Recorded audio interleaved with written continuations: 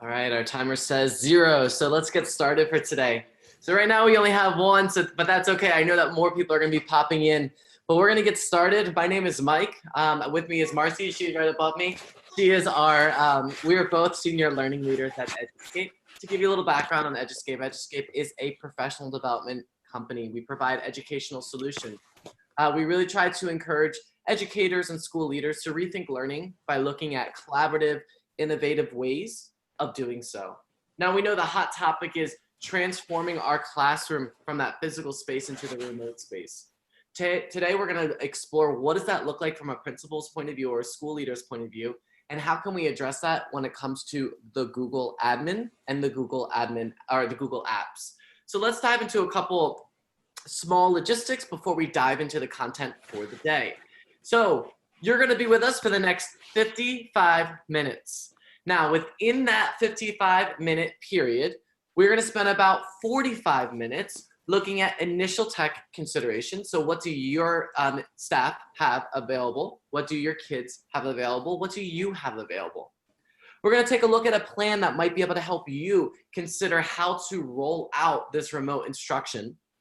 Then we're going to look at very specific Google applications when it comes to what settings we should have turned on and just general considerations overall. By the end of today, we'll have looked at what are the non-negotiables when it comes to a remote instruction. What do I need to keep in mind? How do I deal with this functionality when it comes to devices, when it comes to rolling this out, when it comes to internet? How can I establish online attendance, grading, and computer time policies, and what might those look like? Review a list of the most critical applications that need to be enabled in that Google Management Console. So those are things like Docs, Hangouts, and we'll talk about that. We're going to look at communication with parents as well. So that's the scope of where we're going to go for 45 minutes. Our last 10 minutes of the day is going to be the Q&A. Now let's go through some technical logistics. Number one, please direct all of your questions down in that bottom feature that says Q&A. Q&A, it just pops into a different screen and it just pulls those questions out just to make it a little bit easier for us to answer.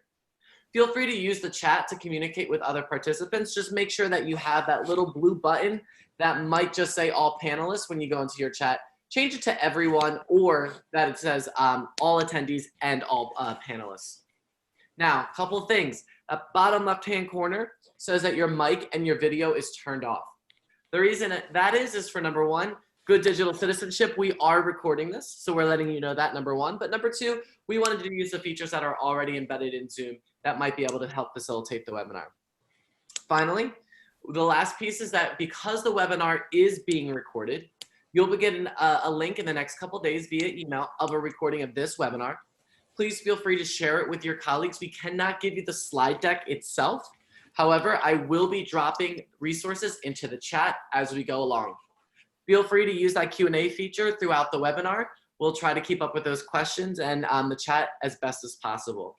Without further ado, I'm going to turn it to Marcy to explain our context for the day. Marcy's now, it's going to definitely afternoon mind, isn't it? The brain. It is, and I just hit the wrong button, but we're good now. So many screens, so many windows. So first of all, welcome. We're going to start off by framing this through the story of a local principal that I've had the privilege of working with through this situation. This is Dr. Miette, who gave us permission to use this picture. She's the principal of a school that recently closed. They know they're closed for at least a month, but the reality is it's likely going to be longer. And they literally have just launched their online learning experience for their school. So we're going to look at the steps she took to get to the point in this picture. And in this picture, this was the first day they were doing a trial run of the technology with the kids, and she was popping into their classes in the video and just kind of checking it out and saying hello. So the first thing she started with was considering what are the elements of online instruction that have to be present for them. And we're going to look at these in detail, but some examples are things like how are they going to build community and collaborate and communication? Sorry, wrong C there. So how are they going to get them to collaborate? How are they going to get the kids to build that sense of community?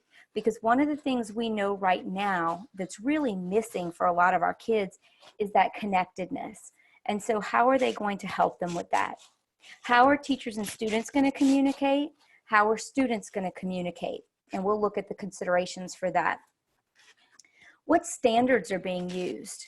What are the accountability measures? Because for some of you, those things are changing right now due to the situation. What's going to have to change, or what will have to be considered for online instruction? Because that's going to be a very important part of how the teachers build out what they're doing. And especially assessment and grading in this remote situation.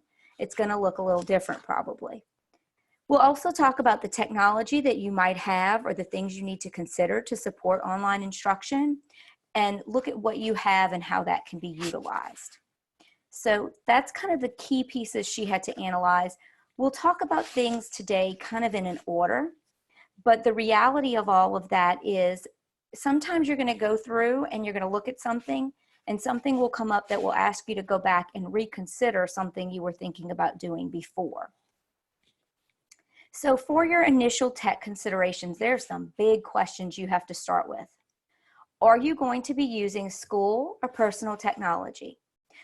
Does your school give devices out to the kids and allow them to use that? Do they use their own devices? If it's their own device, is it a device using Wi-Fi, or is it their cell phone? Because if it's their cell phone, how much data do they have? Not everybody's got the unlimited data package, so that's something that has to be kind of thought out. I point out internet access, and that one's huge right now because so many families are finding themselves now in a stay-at-home order. I'm talking to you from right outside of New Orleans, Louisiana. Our entire state is under a stay-at-home order, which means right outside my locked office door, I have a high schooler who's doing online school, and I have a college student who moved home and is doing online school. And I have a husband who's an essential worker, so he's in and out. But what it means is we're all sharing internet. Are your kids sharing devices within their family if they're using their own?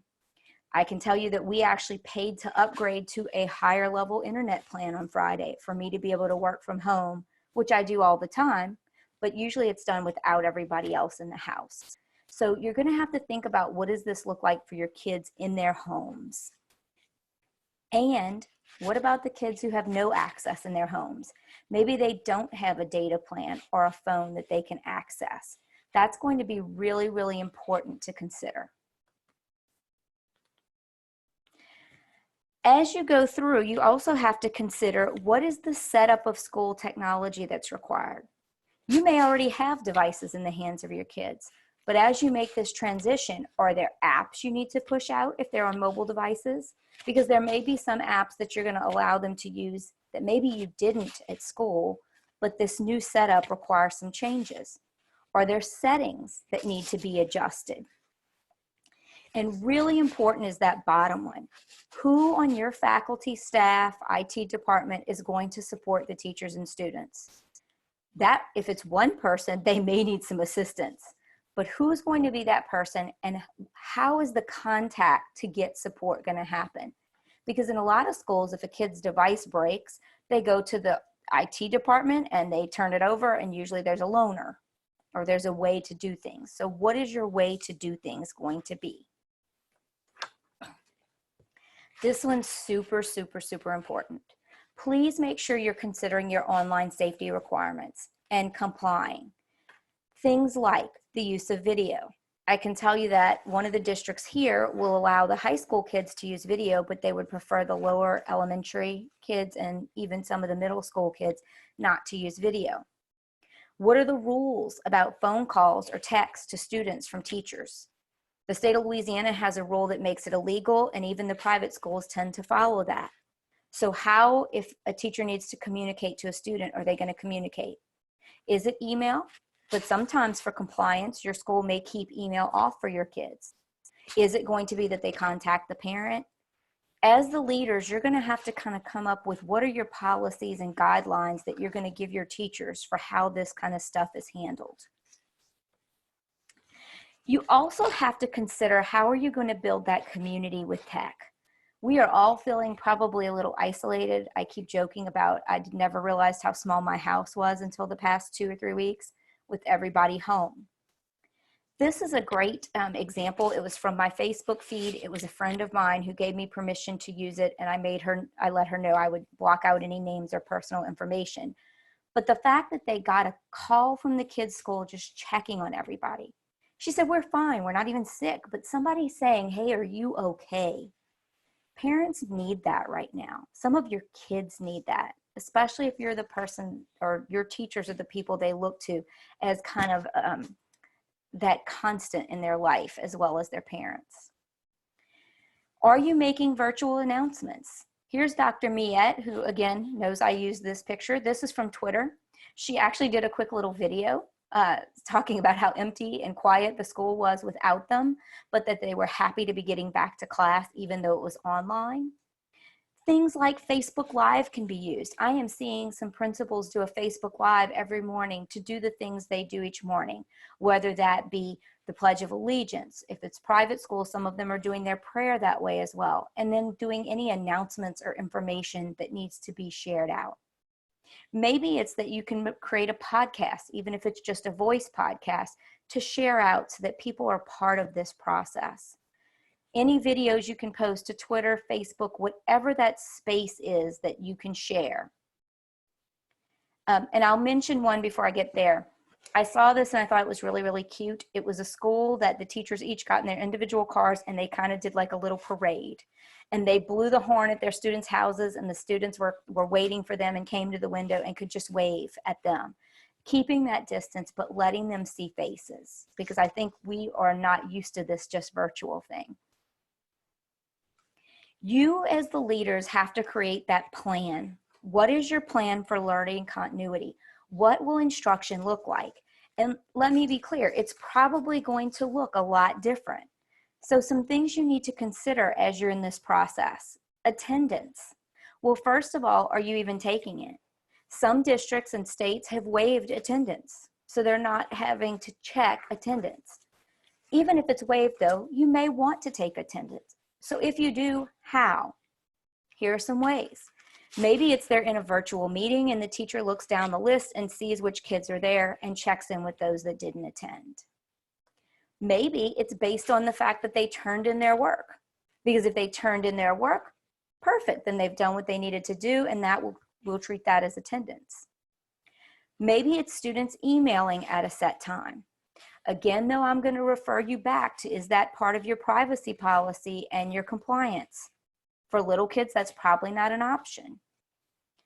Is it students check in by adding a comment to Google Classroom, which we'll talk about a little later, or some other platform that could be useful to them? Maybe it's a Google form. Now, I say this one with caution.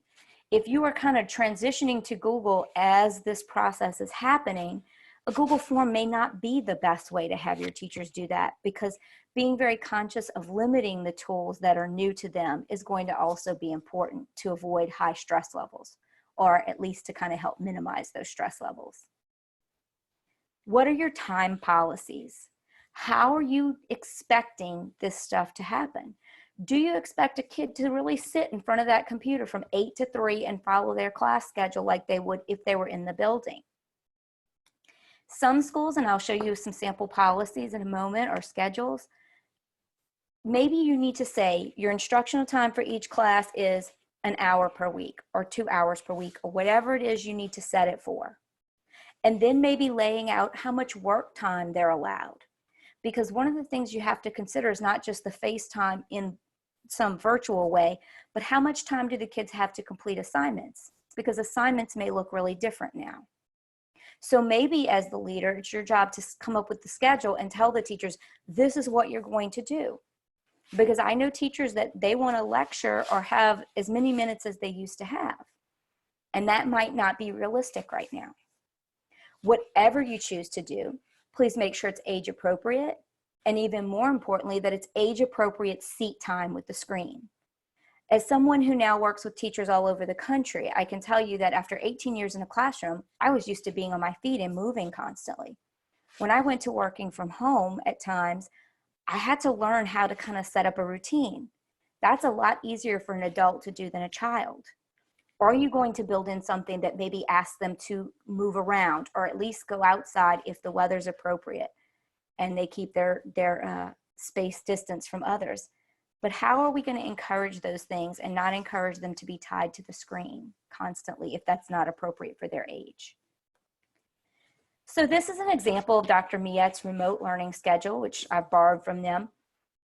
What she's done, and this is a high school in this case, is she has gone ahead and set up that on Mondays, those 4 classes meet, and on Wednesdays, the other 3 classes meet. Now, you will notice that from 9 to 10:20, which is an hour and 20 minutes, that's a class period. However, she was very careful in her expectations that this did not mean that you had to be sitting there on a screen with the kids for an hour and 20 minutes. It might be that the teachers do a 10 to 15 minute check-in at the beginning, go over what they want the kids to do, and then they either kind of hang around for a few questions, or they might even shut off the screens and have the kids communicate with them through Classroom. So she gave them their remote learning schedule. Then what she did is she looked at office hours. She expects every teacher to do 1 office hour a week, and she gave them what day. The other thing she asked of them is that they have a partner. They were assigning partners. For compliance reasons, she did not want one teacher sitting in a Google Hangout or Meet, hoping or waiting for kids to pop in and then potentially being one teacher and one student alone. So for safety's sake, she has them partnered up. So they'll each actually do 2 50-minute periods a week, one where they're just there listening and they're there as kind of a witness. Please, too, consider a trial run, because on the first day you do this, you don't want teachers trying to get the tech comfortable and try to figure out how to teach or worry about the content. I have a friend at a school and they didn't make that choice. And I got a text message from her that just said, I really wish administration had stopped and thought about the fact that we needed to do a test run before we worried about content. She labeled that COVID lesson number 1. So a sample trial run, and again, they were told they didn't need to do the whole 30 minutes. Actually, she asked them not to. But she asked them to just get in, make sure they could communicate and kind of test out the equipment and help the kids get used to the equipment and the platforms as well. Your pacing and grading is going to be extremely important. Is there the expectation that students are going to be able to complete the same amount of work in that online classroom as in the physical classroom? The one time I could say maybe that it might be reasonable and realistic is for kids who are taking like AP classes in college or the college courses at their high school, where they're expected to complete those, and that takes a lot more work and time. But in reality, things are probably going to look different for the amount of work and the pacing. What about grading? Has your district or state dropped grading? Is there some guidance that you can look at for what you're going to do with it? Consider those pieces as you go forward. Also, how many grades? I know as a teacher, I was expected to have X amount of summative, X amount of formative grades, and I was supposed to hang on to that. Well, that works really well when we're used to online, but we're making this transition and things are kind of up in the air. So maybe that's going to change as well. And so some guidance for the teachers would be helpful. What about assessment changes? And this one's huge. And here's the part you need to think about. If all your kids are sitting at home, many of them have access to one of these. And so on their cell phone, they could have it down and they could be texting. Or some of them may have on something like a smartwatch where they're looking at what people are sending them. If you're assessing in a very traditional pen and paper testing, even if it's digitally versions or digital versions of pen and paper tests, is that going to be a good and true assessment of what the kids know? This may be the time where teachers maybe need to require some sort of product to show what they know, and that might be a better reflection. The other consideration is maybe they ask questions that the kids could get some information, but they're still expected to put things together in some manner in their head and show what they've assimilated and understand. Instructional staff training. Please, please, as you start this is something we see in our role all the time. Things are rolled out and sometimes there's the assumption that teachers already just know how to do this. Stop and think about what do your teachers already know how to do and be super realistic here. Just because you did a training last year doesn't mean everybody started using it. So some of them really may not have that knowledge. So I'd rather you be realistic there and realize you might have to provide support on something that you thought they should know how to do, but maybe they weren't using it yet. What are the new topics that you need to train? What are the resources you already have, and what do you need? Many of you that are here, you're looking at a situation where you're already separated. You're no longer with your staff on campus. So how are you going to train them? Is it maybe you're looking for some e-learning that can be given out to them that they can access remotely? And how are you going to communicate expectations as far as the tools and the training that they'll need to kind of get this going and running? This one's huge, communication. So parent-guardian communication is huge right now. Parents are a little stressed. They don't know what to do. They've got their whole family home in a lot of cases. They're trying to figure this out just like you are.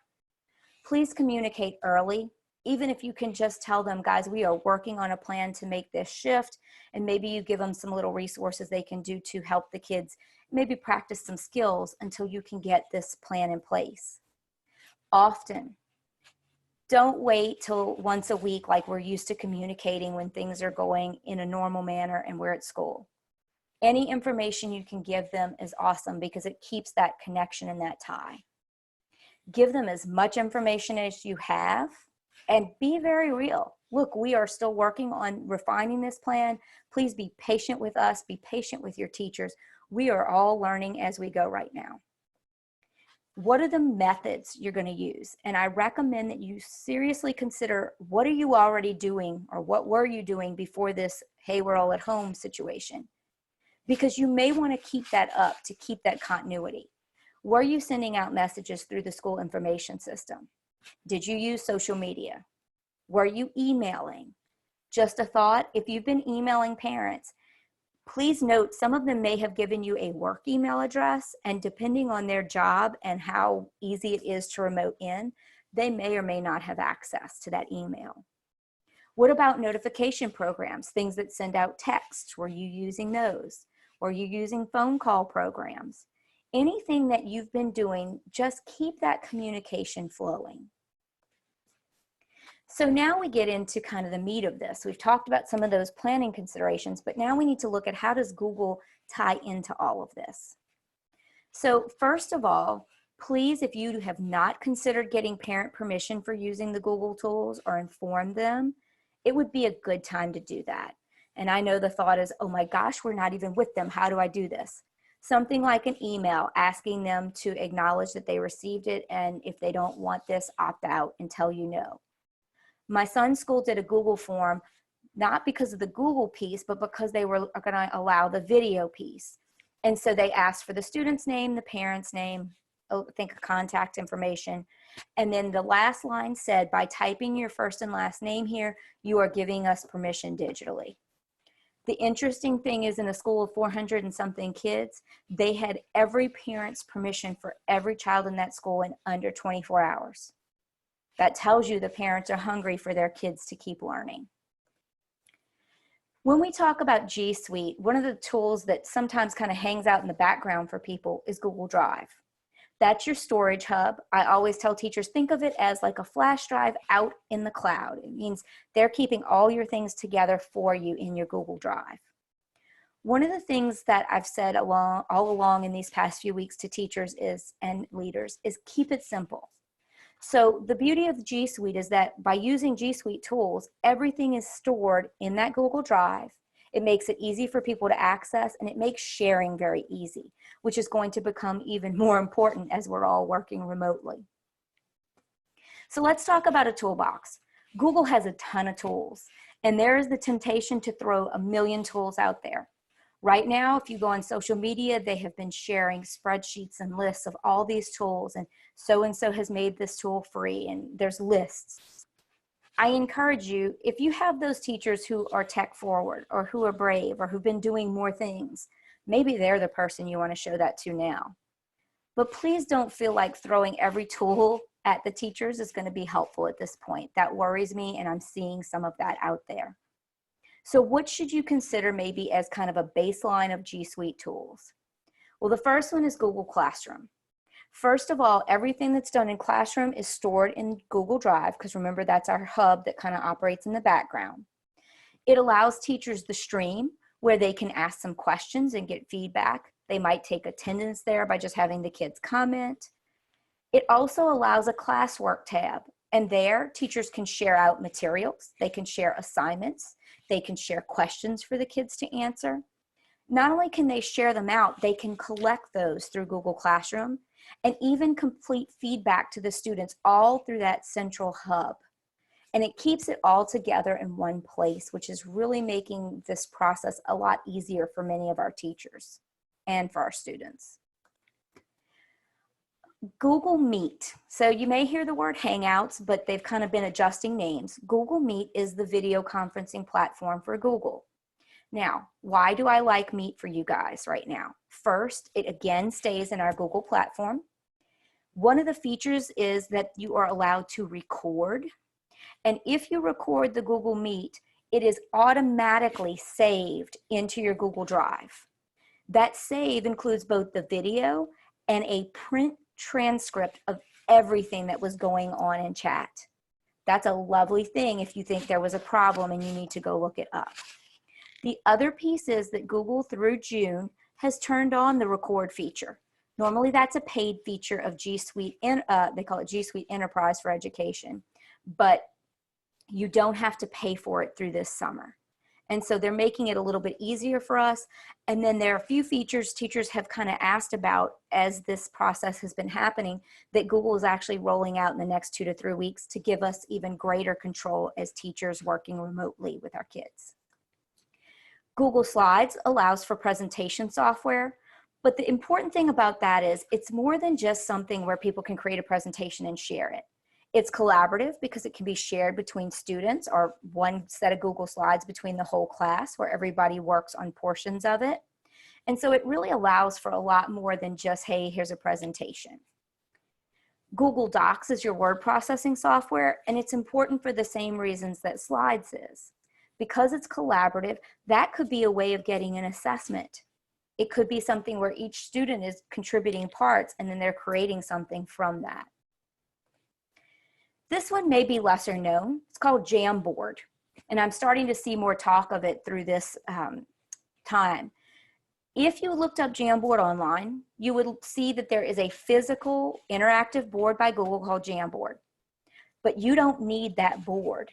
You can actually use the software. It does have to be turned on, and we'll talk about that in a little bit.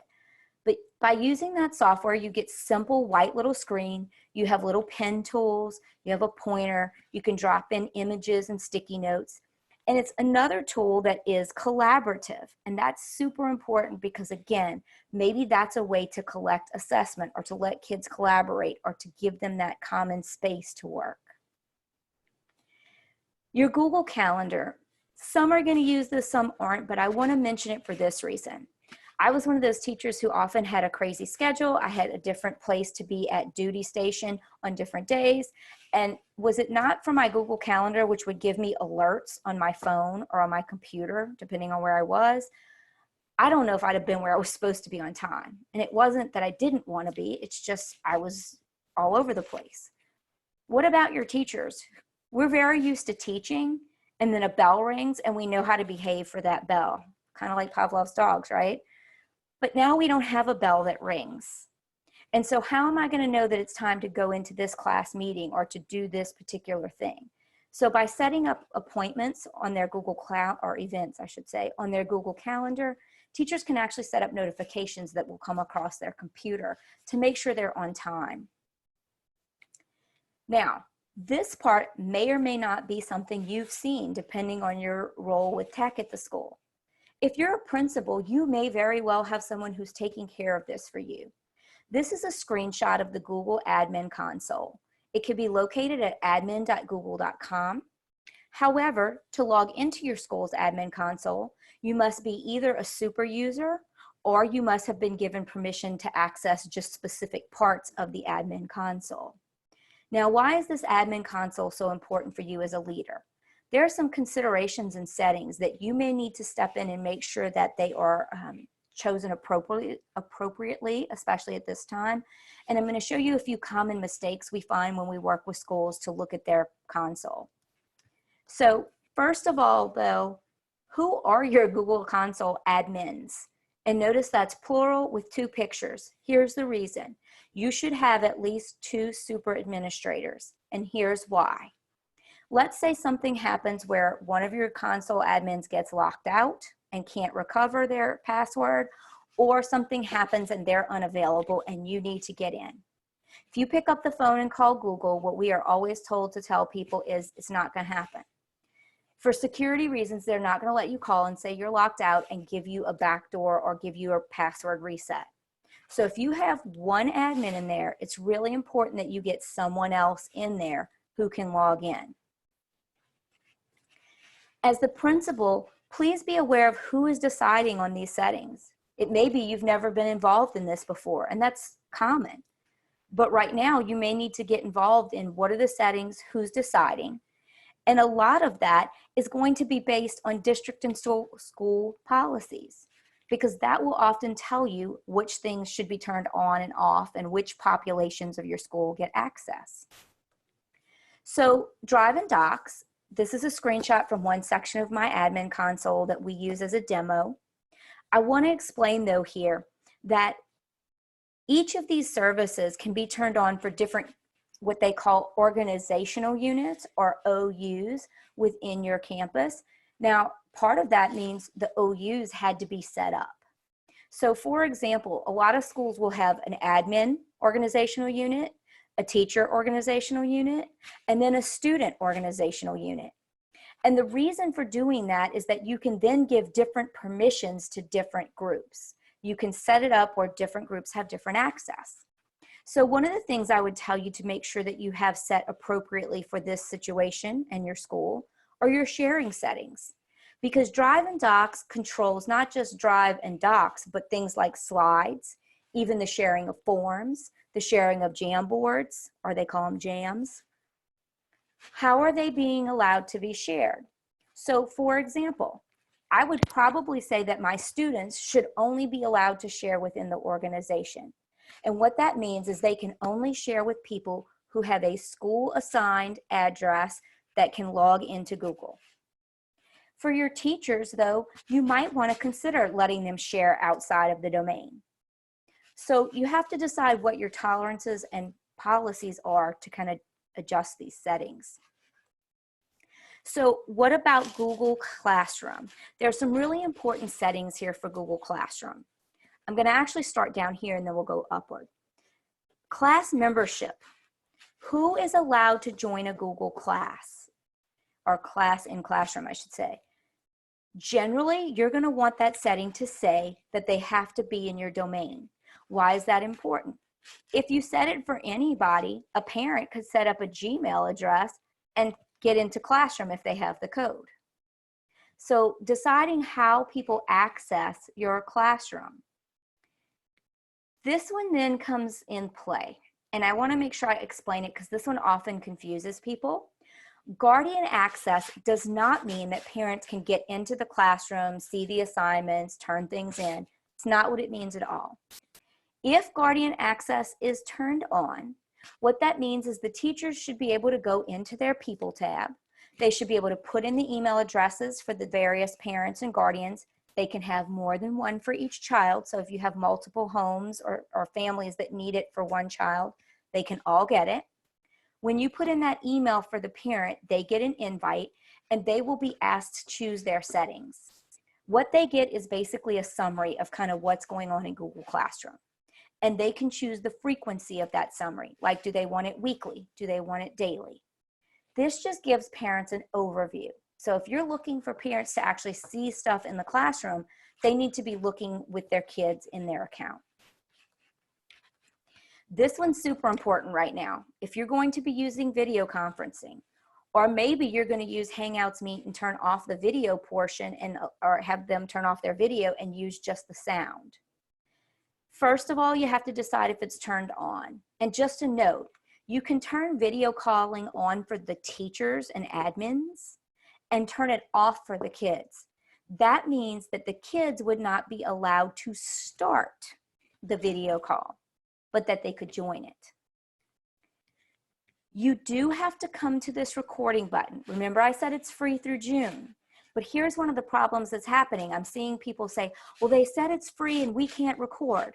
Well, the likely reason is that no one went into their admin console and turned on the recording option. So it's really important to have the person who's taking care of your settings come turn this on. I'll also point out that live streaming is on through June. That's also normally a paid feature. As the principal, maybe you want to just run a live stream that people can watch and see as you give announcements or information. So that's also an option. Now, Jamboard service looks pretty boring because it's only a matter of turning it on. There are no other settings for Jamboard, but if it's turned off, no one can even access Jamboard in their Google account. And this one, if you hear nothing else, this is a common mistake when I work with schools on their admin consoles. You need to have Google Vault turned on. Google Vault is the place that keeps you compliant with legal requirements. What it does is it's the place where it's keeping track of files that are created and all of the different things going on in the background in Google. That part I will often find on. Sometimes it's still off. But even more important is there's kind of a second step here that people miss. This address that you can find and link to straight from within your admin console, you're going to turn it on, and then you need to click that link. This e-discovery link will take you to a web page that looks like this. Again, you must be either a super admin or specifically be given access to the vault. Sometimes you'll see maybe a counselor or a disciplinarian has access to this part in case they need to check on things. It is extremely important to click on retention and set your retention rules. This means that even if someone's deleting something, you are still retaining it in your Google Vault for the set period of time. So if you don't set these retention rules, you don't have Google Vault backing you up.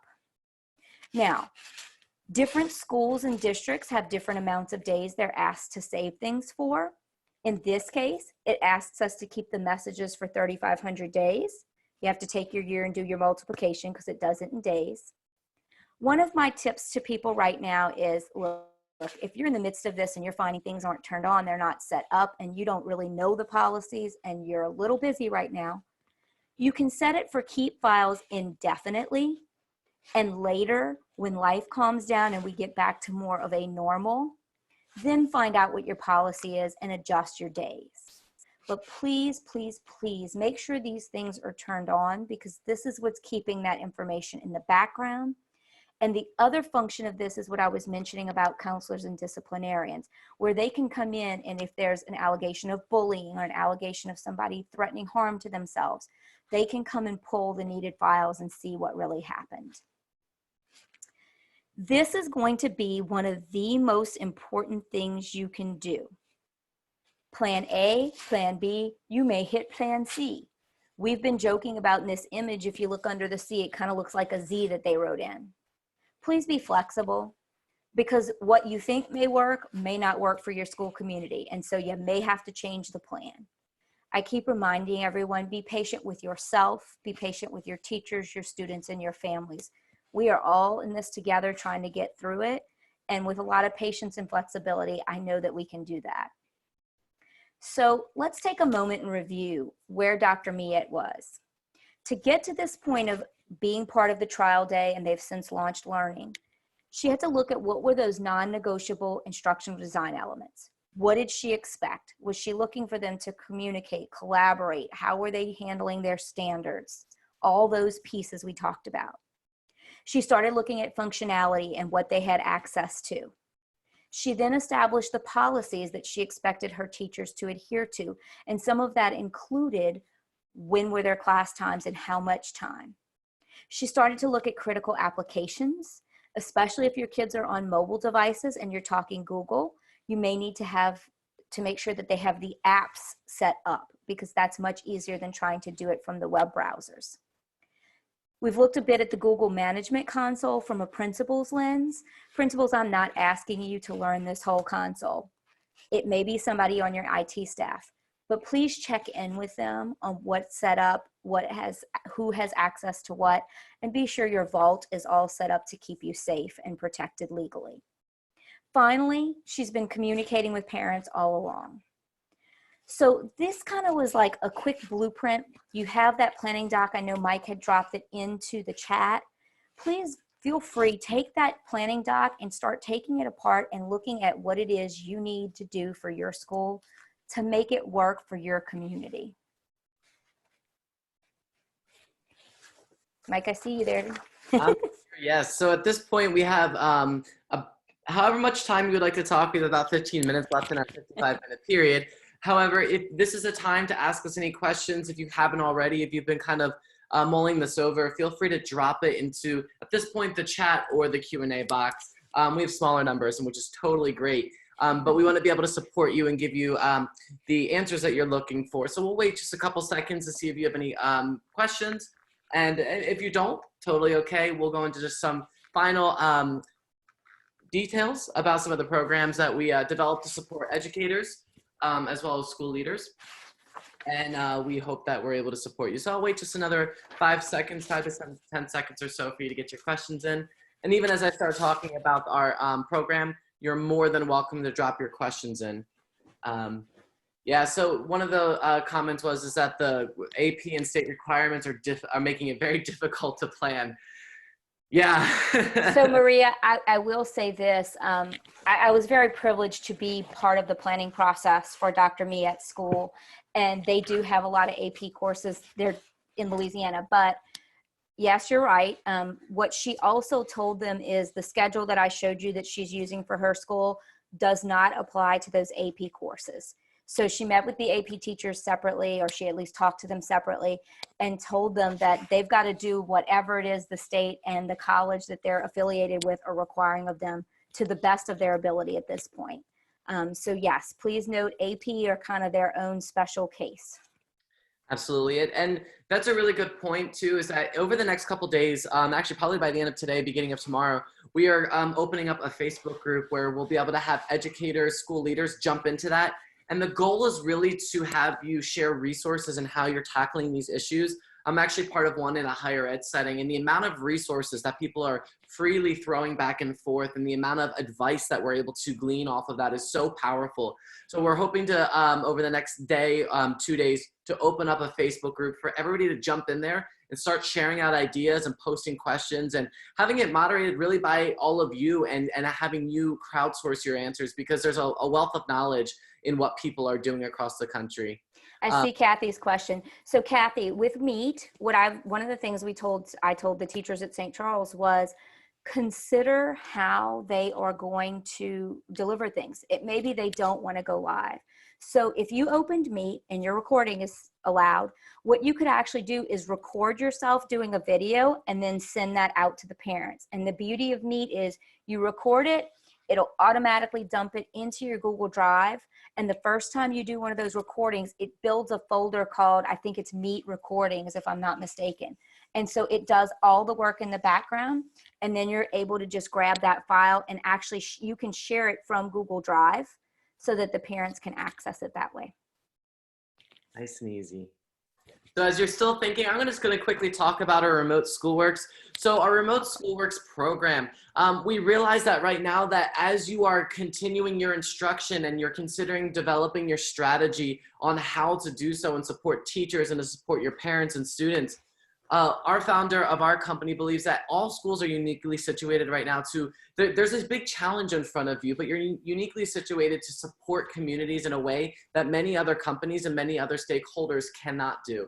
So because of that, we want to come alongside of you and support you as well as school leaders and educators. As a result, we started a program called the Remote Schoolworks, and it's designed to really give you that support so that we can come alongside of you.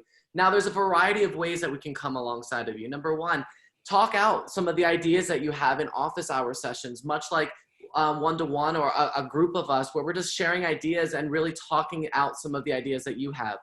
Number two, if you wanted to have somebody walk through your Google admin console and kind of do some auditing, we can also provide that service. That would probably be Marcy.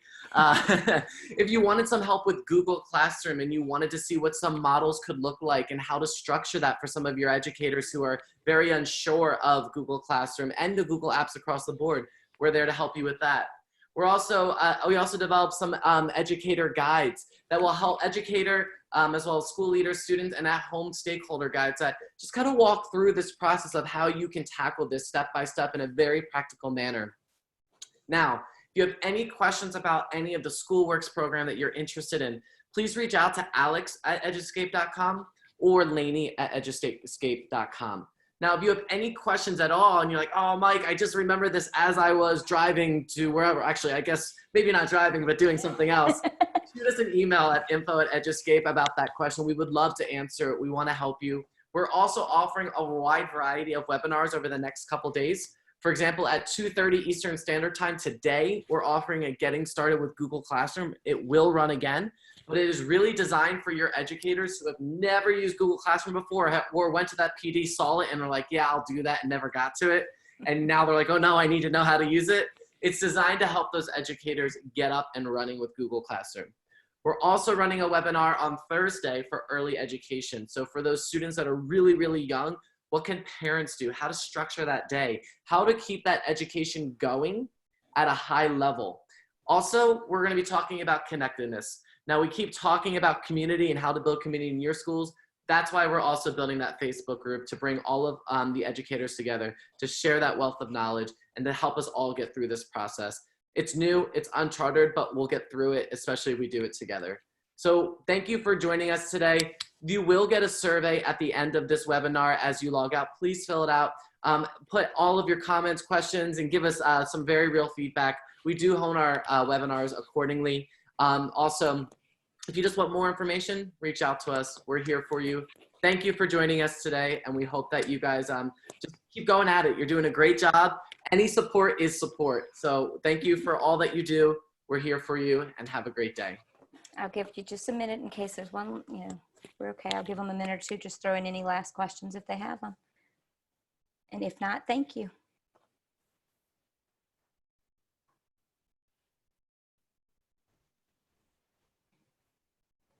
Very welcome, guys. Good luck. I know these are tough times.